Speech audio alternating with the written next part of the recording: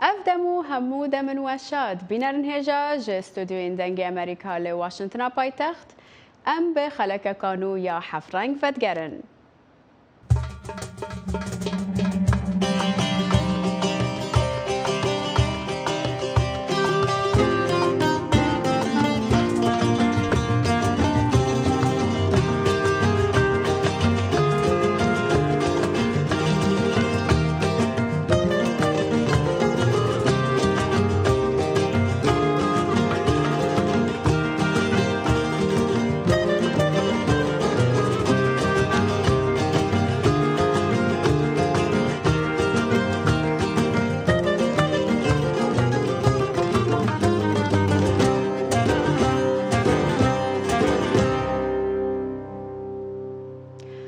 باجار زاخو به هنر و کلتورا زنگین ناف داره. لمخابن نبونا انستیتویا کا گشتی هنری دبه پرسکریکک جبو حسکرن هنره.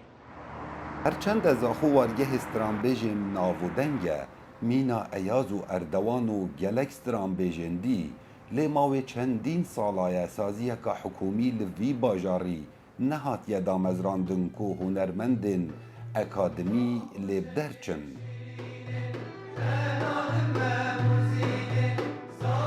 پیمانگه که اهلی رابویا به ویکاری و چندین قطابی ورگرتینه که حزا هنری هیا نها هر ای بگوری آرزویا خواه و فرد کن چه موزیک بیت یان ستران. یار یار یار یار یار یار یار یار یار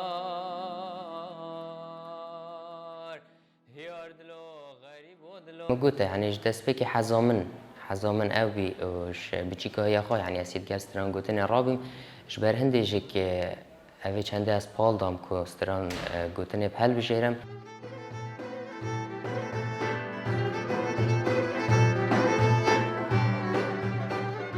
لمخابنی و کماهات ویا پیمانگاف هنر جوان که چندین ساله کدویا با هوال باجر زاخو نافدار کنی که هنری ل واسطات یا مثلا چال بجنه گوشنیت شیان دابی کو اولش 2 ساله که اف پیمانگال وری و کریم و گنج جتمایت باش لمیت لمخابنی و که پیمانگال که اکادمی نبی اوج سر اساسا که باش رابن پرورده کردن که باش اکادمی رابن 2000 سال 2014 باش البرامنه وزارت پرورده رضامندی در بری سر دامزراندن پیمانگاه هنر جوان لرو بری پروردازا خب اگر نبونا استاف تدریسی او بریار زوران دو جبهه نکرد چندین جاره ما کوری بری روشنبیری او حولدان دل قیم مقامی زاخوش بری نوکو دل اداره سر بخویا نوکش مکرین هرچند لوی پیمانگه چندین بشن هنری هنه لی زورتر خوندکار لسر بش استرانگوتنه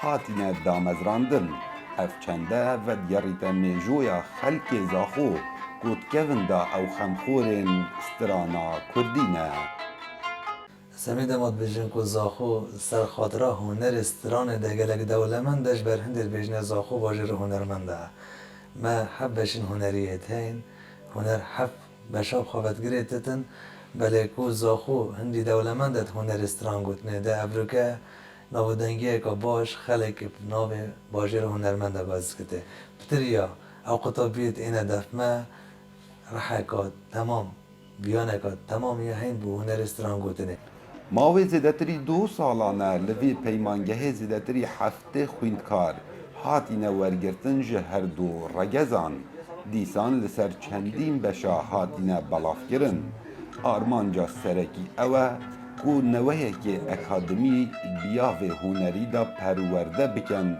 لوی باجاری کاوال نردنگ امریکا اداره سر بخویا زاخو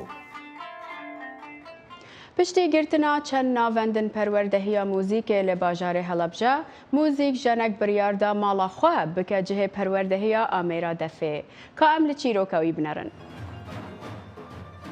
ژمارەیە گەنجی هەڵەبجەن و لە ماڵی مامۆستاکەیاندا ڕاهێنانی مۆسیقی ئەنجام دەدەن. نەبوونی شوێن و پشتیوانی لە کارە هونەریەکان وای کردووە مامۆستا جانگیر گەراجی خانووەکەی خۆی بکاتە فێرگەیەک بۆیان تا بتوانێت بەردەوامی بە ڕاهێنانەکانیان بدات. ناڵپارێز داخرا هەنی لێرە سنتەرەکان کۆ کردەوە بە ئەرکی خۆم زانی بە وەزیفەی خۆم زانی کە ئەو تەلەبانە ئەو گەنجانە پەرتەوازە نەبن هەرێکیان بۆ شوێنێ خۆشیان زۆر حەزیان لێبوو ینی بەبێ ئەوەی خۆم ئاگام لێ بە گروپێکیان دروست و بەنای گروپی مامۆستا گروپی تەلەبەکانی مامۆستا جاهانگیر زۆر ینی تامەزڕی ئەوە بوون شوێنێکیان بۆ دابین کەم بتوانم دەستیان پێ بڵێمەوە ڕاستیەکەی شوێن نەبوو شوێنێکە بتانی بەردەوام بیتایە تۆ شوێنێک دەوێ کارەبای بوێ خزمەت گوزاری ئەوێ کرێ خانووی ئەوێ ئەم شتانە بۆ من شخصان و زۆر قرس بوو.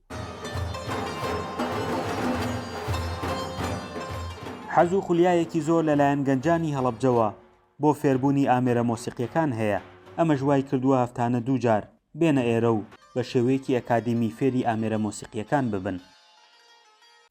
لە سەرەتاوە حەز بە هیچتە دەفنە بوو بەس دوایەوە هاتمە ناوی زۆر حەزینەی کردانی خەڵکی کەشم ئەبینی کە دەفیان لە ئەیا زۆر حەزینەی کرد و زیاتر لە ڕێی ئامۆزاکەمەوە چکە ئەویش حەزی لە دەف بوو.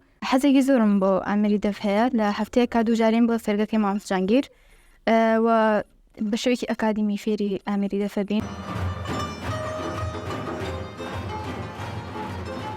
جاهانگیر جەلال 30 ساڵە میوزیسیانە و ئامێری سنتور و دەف دەژەنێت دەیان گەنجیشی لە هەڵەبجە لەسەر ئامێرە مۆسیقیەکان ڕاهێناوە و ئێستا لە ڤیستیڤاڵە هونەری و گشتیەکاندا بەشداری دەکەن. وڵا خولەکان جیاوازن سە بە بەردەوامی من بە دەف و سنتورمان هەیە بە بەردەوامی ینی ئامێری دەف و ئامێری سنتور بە بەردەوامی هەیە بەڵام بینابین مەقاماتی مۆسیقی ژەڵێمەوە بە هەندێک کەس کە بیانێ وەکو پەروەردەکردنی تەلەبەش هاتوون لە نیۆناچڵ وازیان هێناوە هەیە بەردەوامە بە ژماردن نایەن یعنی بڵێم بتوانم بڵێم 100دانە 200دانە 300دان وڵا لە ژماردنە بە 100دان تەلەبە لەم شارە پەروەردە بووە بە خۆشحاڵیەوە ئەڵێم یعنی لەم شارەیە ئەوەی ئامێری ڕێتمی فێربوو بێ لەلای من فێر بووە. هەرچەندە فێرخوازەکان لە دۆخێکی گراندا بە شوێن فێربوونی مۆسیقاون بەڵام نەبوونی پشتیوانی بۆ فێرگەکانی مۆسیقا وای کردووە ئەوانشی خولیای فێربوونی ئامێرە مۆسیقیەکانیان هەیە وەکو پێویست دەستیان بە ئامێرە مۆسیقیەکان نەگات تا فێریان ببن.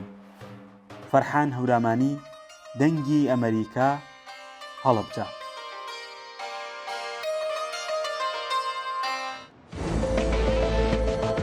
دەنگی ئەمریکا سەرچاوەی متمانە پێکراوی هەواڵ و زانیاری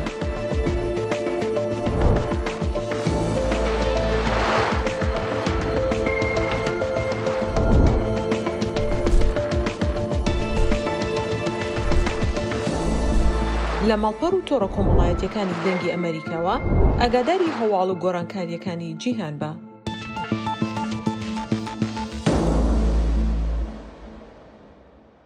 ئۆرکێسترaya ڤیەنایا شینکاییە ji bo salvegera xwe ya 25 konsertek taybet li darxist. Ka em binerin çawa şînkayî wek amêreka mûzîkê tê bikaranîn. ئۆرکێسترای سەوزەواتی ڤێنا بە کۆنسێرتێک لە ئۆرف کولتور هاوس لە ڤێنا یادی 25 ساڵی خۆی دەکاتەوە. ئەم ئۆرکێسترایە لە ساڵی 1998ەوە لەلایەن کۆمەڵێک هاوڕێوە دروستکراوە. ئێمە بەم ئامێرە دەڵێن تووری ئاو یا تووری قسەکرد. بە زۆر زمان قسە دەکات بەڵام ئێمە زۆر باش لیان تێناگەین. تەنها سەوزە بەکاردەهێنن بۆ ژەنینی مۆسیقا ئامێرەکان دەبێت بەر لە هەر نمایشێک دروست بکرێن. ئێمە ئامێری زۆرمان پەرە پێداوە. هەندێکیان لە ئامێرێک دەچن کە پێشتر بوونیان هەبووە وەک فلوت بەڵام چەندین ئامێری تر هەند کە هیچ هاوتایەکیان نییە لە جیهانی ئامێرە ڕاستەقینەکاندا. ئەوە پرۆسەیەکە هەرگیز ناوەستێت هەمیشە بەردەوامە.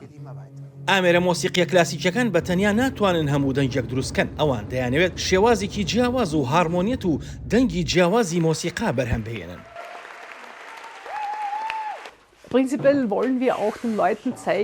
ئێمە دەمانەوێت نیشانی خەڵک بدەین کە پێویست ناکات تەنها ئەمێرە کلاسیکەکان بەکاربهێنیت بۆ دروستکردنی مۆسیقا بەڵکو دەتوانیت لە هەموو شوێنێکی جیهان مۆسیقا بدۆزیتەوە. هەموو دەنگێک هەموو دەنگێک هەموو شتێک مۆسیقا دروست دەکات تەنها دەبێت بەو شێوەیە بەکاری بهێنیت. بینەر و گۆگرەکانی چێژ لەم شێوازە نوێ دەبینن ئەوان بەلایەنەوە سەیرە چۆن دەتوانێت دەنگێکی ئاوا جیاواز دروست بکرێت. بەڕاستی حەزم لێبوو بزانم چۆن ئەو کاریان کردووە. دڵنی هەبوو بە سەفتەکردنی لاسکی کەرەوز دروست کرابوو کە سەخت بوو بیخەیتە بەرچاوت کە دەتوانێت لە سەوزەیەکی لەو شێوەیە ئەو دانە دروست بکەیت. زۆر نایابوو سەرنجڕاکێش بوو. لە سەرەتای دروستبوونیەوە ئۆرکێستراکە زیاتر لە 350 جار لە سەرانسەری جیهاندا ئاهەنگی پێشکەش کردووە و شێوازێکی هارمۆنێتی تایبەتی خۆی لە ئاوازەکاندا پەرەپێداوە. وێنە و دەنگەکان بۆ خۆیان شێوازێکی جیاوازن. ئاسۆ جەبار، دەنگی ئەمریکا. هجبریە چێکری ئەنکو ئارتفیشل ئینتەلیجنس نەها ji بۆ gelek pêşangehan tên bikaranîn. Lê Hong Kong ev yek ji bo hezkirin hunerê balkêş e. هونەری چوارچێوەدار تا ساڵی 2020 هەبووە، بەڵام لە ئێستادا ڕەوتەکە دیجیتاڵە. لە پێشانگای هونەری دیجیتاڵی هۆنگ کۆنگ داهێنەرترین هونەری AI و واتە زیرەکی دەستکرد و NFT هیماکانی کە ناگۆڕێت نمایش دەکرێت. داهێنانەکان لە 20 پێشانگەی و دامەزراوەی ئاسیا و ئەوروپا و ئەمریکاوە نمایش کراون. لەوتەی لە ساڵی 2021ەوە یەکەمین جار دەستی پێ کردووە. هونەرمەندان و هونەردۆستان و کۆکەرەوە ئارزومەندەکانی کارە هونەریە دیجیتاڵەکانی کۆکردۆتەوە. یەکێک لە گرنگترین شتەکانی پێشانگاکە کارێکی هونەری دیجیتاڵە بینەران سەرقاڵ دەکات بە گەشتێکی ڕووناکی و دەرفەتێکی ناوازە دەرەخسێنێت بۆ ئەزمونکردنی هونەری دیجیتاڵی داهێنەرانە کە هەروەها شوێنێکی بەناوبانگە بۆ گرتنی وێنە و سێلفی. بۆ من ئەزمۆنێکی هێمنانە و ئاسوودەیە و بیرکردنەوە و سەرئاساییە. ئەوە شتێکە کە منیش هەوڵی دروستکردنی ئەدەم لە دەمەی هەوڵ ئەدەم ڕێگە بە خەڵکی بدەم لەسەر خۆ ببنەوە و زیاتر وابەستە بن بە گردوونەوە. ئەوەی هانم ئەدات وێنەی ڕۆحانی سروشتە.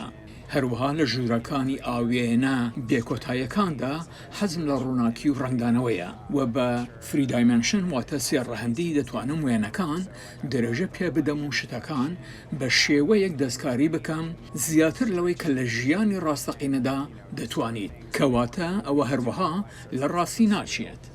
هەروەها پیشانگاکە کارەکانی هونەرمەندانی پێشەنگی دیجیتال ئەندریا بۆناسیتۆ و ماوتیک پیشان دەدات.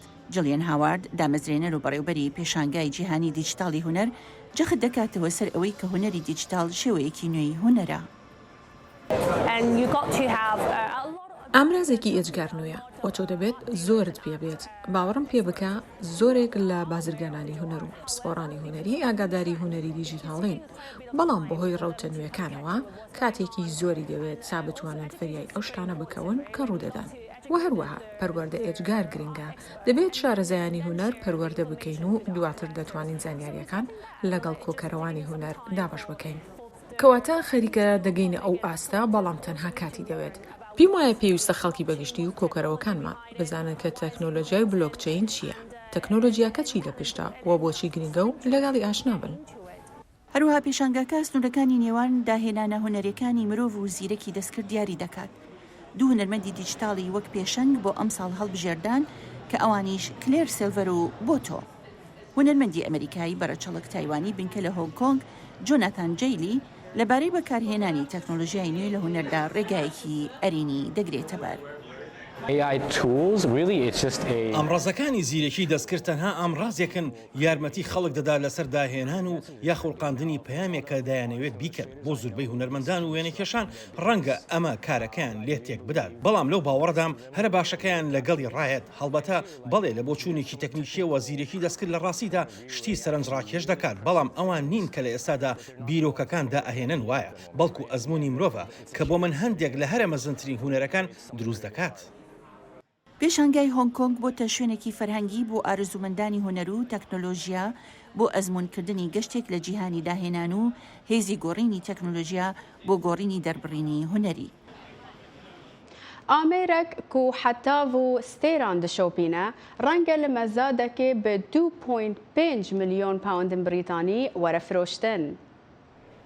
فرەتر لە 1000 ساڵ لەبووبەر ئەم بەڕێنەمایەوە یاخود ئەم دەستکە برۆنزیە سەردەمانێک لە ناو لەپی دەستی فەلەک ناسێکدا بوو. بەڕێنوێسی کۆفی هاکەندراوە لاپەڕەکانی شوێن جۆڵەی ئاسمانی دەگرن. میلەکەی ئاماژە دەرە بۆ هەڵبژاردننی ئەسیرەکان و ئەڵلقەیەک کە نوێنەرایەتی ڕێڕەوی خۆر دەکات. ئەم پارچە تەکنۆلۆژیایە سەرەتاییە لە بەغدا کە ناوەندی زانستی جیهان بوو لە سەدەی 9 دەدا دروست کراوە. باشە ڕەنگە باشترین ڕێگە بۆ ڕوونکردنەوەی ئەستێرەناسی ئەوە بێت نوێنەرایەتێکی دووڕەهەندی گردردونی سێڕەهەندی بێت، بەڵام ئەوەی کە دەتوانرێت لە لەپی دەستدا بگیرێت چەندین بەکارهێنانە. بەڵام ڕەنگە فەرتر بە درێژایی سەدەکان بۆ زانینی کار بەکارهاتبێت بە بەکارهێنانی شوێنی خۆر لە ڕۆژدا و شوێنی مانگ لە شەودا. ئامیارێکی ڕێنەما وەکە ئەمانە دەگمەنن و زۆر جار لە بازاردا نابینرێن. هۆکاری ئەوەی ئەم یەکەیە زۆر تایبەتە تەنها بەهۆی تەمەن و شوێنی سەرچاوەکەوەیە کەواتە ئەمە بە ئەگەرێکی زۆرەوە لە بەغدا لە دەوروبەری نزیکەی ساڵی 900 زانی دروستکراوە. ئەمەش دەیخاتە ناو جۆرێک لە یەکێک لە سەرەتایەترین گروپەکانی ئەستێرەناسی ئیسلامی کە تاکو و ئێستاکە دروستکراون.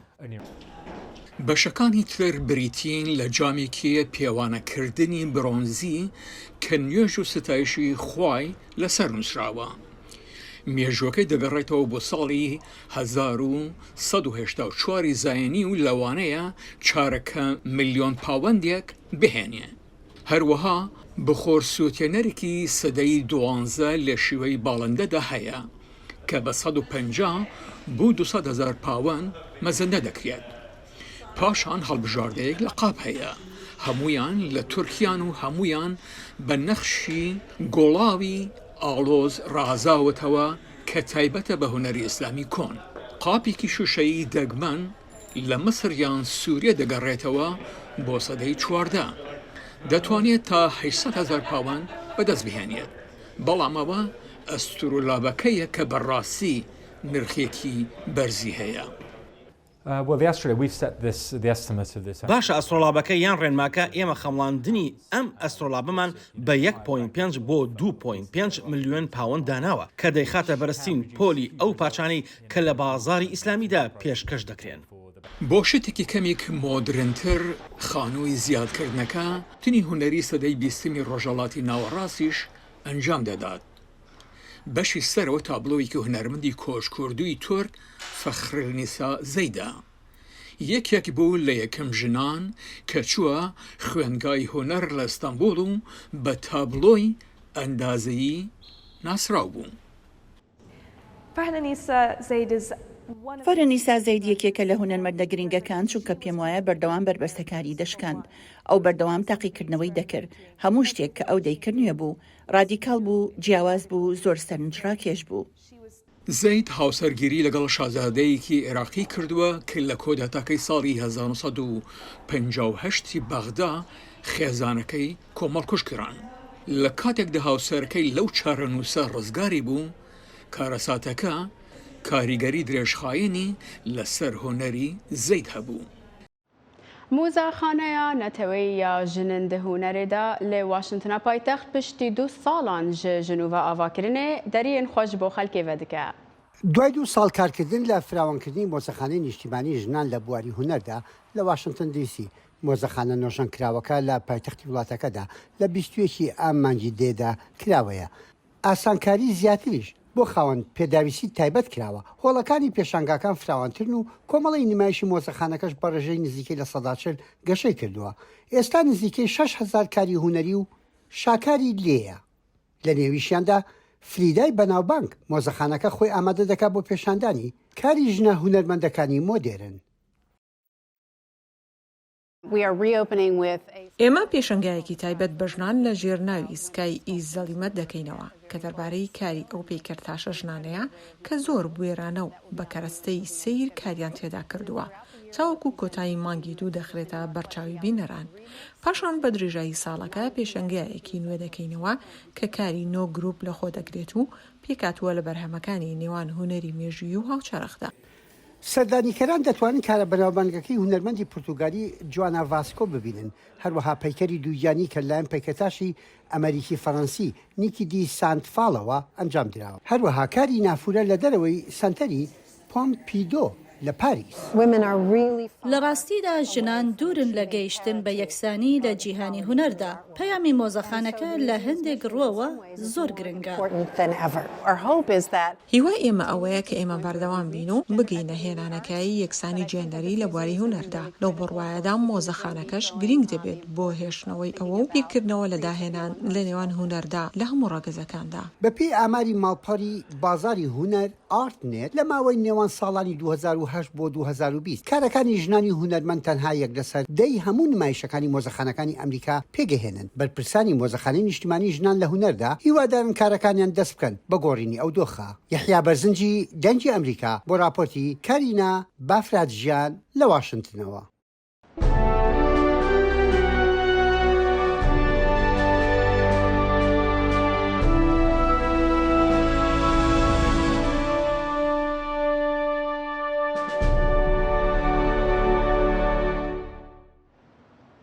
پێشەنگەها پۆستەرن نو لە نیویۆرک ئارت دەکۆ وەکی یەکەم تەڤگەرە هونەریە جیهانێ نیشان دەدا کە ئەم بە هەڤرا لێ vê راپۆرتێ بنەرن.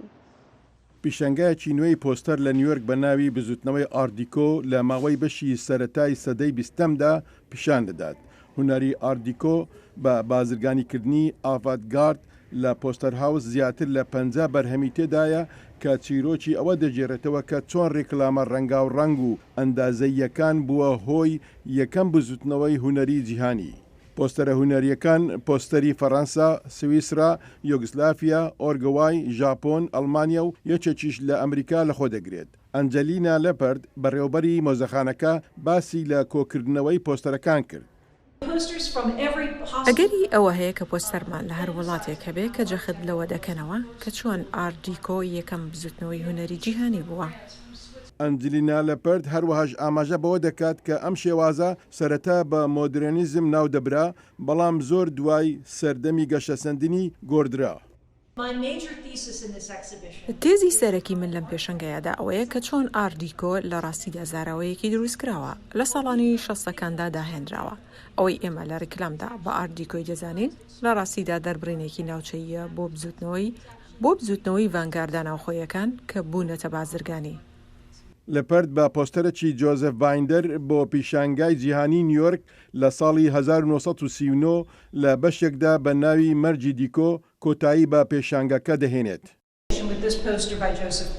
جەنگی جیهانی دووەم لە ئاسۆدایە بەرهەمهێنان لە بەکاربردن زیاترە. ئەمەش کۆمەندی شێوازی ئاردیکۆیە وەک سەردەمی گاتسبی گەورە کە هیچی تر مۆدێرن نەماوە یا تەنانەت شیانی هەبێت بەهۆی گرانیە گەورەکەوە کە لە ئەمریکا بە گریت دیپڕشن ناودێردەکرێت.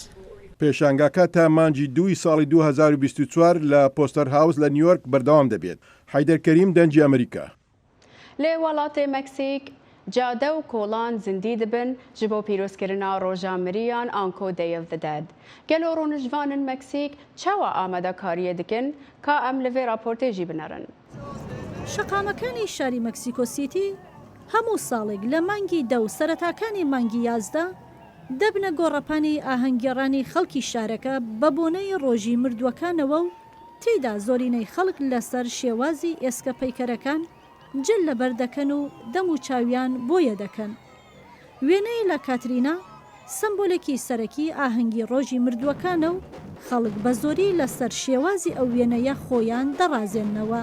کاترینا وێنەی ئێسکە پەیکەری ژنێکە کە کڵاوێکی ئۆروپایی لەسەرە و وێنەکە لەلایەن خۆزە گواداڵاپا پۆسادا زیاتر لە 100 ساڵ لەمەوە بەرکێشراوە. پۆسادای هۆنەرمەند سەردەمی خۆی لە ڕێگای کێشانی ئەو وێنەیەوە مەبەستی بووە ڕەخنە لەو ئەمریکی ڕەسەنانە بگرێت کە حەزیان لە جلوبەرگی ئەریستۆکراتی ئۆروپایەکان کردووە. من پێم وایە ئەمە سەرسوڕهێنەرە. زۆر کەس لێرە گاڵتە بە مردن دەکەن و زۆر دڵخۆشن. ئێمە لە مردن ناترسین بەڵکو گاڵتەی پێ دەکەین. نمایشەکە یەکێکە لە بۆنە نەریتیەکانی ئەو شارەیە کە مێژوەکەی دەگەڕێتەوە بۆ پێش ئیسپانیا واتە پێش داگیرکردنی مەکزیک لەلایەن ئیسپانیاوە. ئەم ڕۆژە بە پێچەوانەی ناوەکەیەوە ئاهەنگێک نییە بۆ پیشاندانی خەم و پەژارە بەڵکو ئاهەنگێکی خۆشە کە تێیدا خێزانەکان یادی مردووەکانیان دەکەنەوە و هاوکاتیش ئاهەنگ بۆ بەردەوامبوونی ژیان دەگێڕن. ڕێوڕسمەکە بەهۆی نەریتەکانەوە گەشەی زۆری کردووە. هەر بۆیە گرنگیەکی زۆریش تەرخان دەکرێت بۆ جلوبەرگی نەریتی. هەمەڕەنگیەکی زۆر بە جلەکانیەوە دیارە. بەڵام کاتریناز جۆرە تایبەتیەکەی پۆشینی ئەم ئاهەنگەیە. هەرچەندە فستیواڵی ڕۆژی مردووەکان نەریتێکی وڵاتی مەکزیکە، بەڵام لە وڵاتانی دیکەش ئاهەنگی هاوشێوە بەڕێوە دەچێت. بە تایبەت لە ئەمریکای لاتین فستیواڵی ڕۆژی مردووەکان بە یەکێک لە ئاهەنگە گرنگەکان ناسراوە. هەروەها ئاهەنگی هاوشێوە لە وڵاتانی وەک گواتیماڵا، هەندوراس، ئەلساڵڤادۆر، پیرۆ و نیکاراگوواش بەڕێوە دەچێت. لە فستیواڵەکەدا چالاکی جۆرا و جۆر بەڕێوە دەچن. بۆ نمونە خەڵکی مەکسیک لەم بۆنەیەدا بە مۆم و گوڵ سەر قەبرانی ئازیزانیان دەڕازێنەوە و وێنەی ئێسکوکە لەسەر شەقامەکان هەڵدەواسن و بە شیرینی و خواردنی جیاوازیش پێشوازی لە یەکتر دەکەن. فستیواڵی ڕۆژی مردووەکان یەکێکە لە گرنگترین بۆنەکانی وڵاتی مەکزیک و ساڵانە گەشتیارێکی زۆر بۆ بەشداریکردن لەو چالاکیە ڕوو لە وڵاتە دەکەن. هەفتەیە بوری خەلکێ لە سنترال پارک یا نیویۆرک سیتی تشتێک لە ئەسمانە دیتن. گەلو ئەو چ بوو؟ 1000 درۆنن بچووک ئەسمانێ شەوێ ڕۆنیکردن. درۆن لەسەر داران دفریان داکو شێوازێ چوچکان بدە. هونەرمەندێ vê projeyê dibêje encama wî ew bû ku di rêya teknolojiyê de peywendiya mirovan bi siruştê re vegerîne.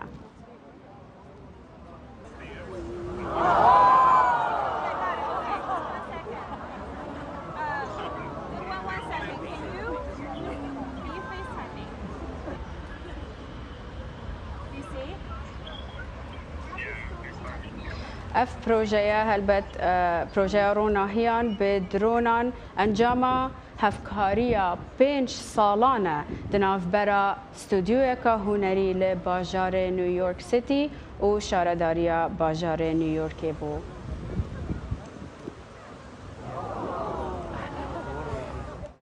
بینرن هجا لور ام گهشتن دویا برنامه و هفته یا هفت رنگ تا هفته یا به هر شاد بن.